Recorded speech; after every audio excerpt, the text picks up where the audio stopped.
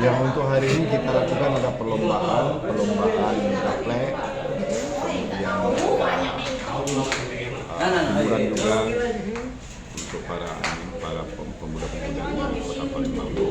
Hal ini juga dilakukan di seluruh DPC Kabupaten Kota se-Sumatera Selatan dengan kegiatan yang beragam. Ada yang bakti sosial, ada yang melakukan lomba masak, ada yang melakukan lomba band, dan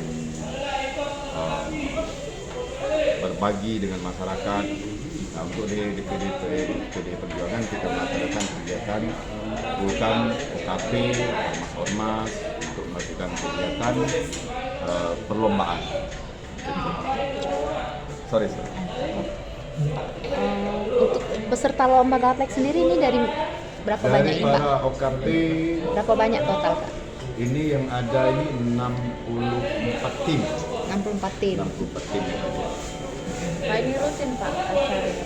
Rutin, setiap ada kegiatan-kegiatan seperti hari Sumpah Pemuda, hari pahlawan, kemudian hari kebangsaan, kita juga tetap melakukan kegiatan-kegiatan. Pak, imbauan dengan para pemuda sendiri, Pak, di momen Sumpah Pemuda, Pak? Iya, pemuda harus bangkit, mempertahankan kemerdekaan, memperjuangkan Indonesia yang lebih maju, lebih berjaya, apalagi di dalam kondisi kita negara yang sedang sulit ini.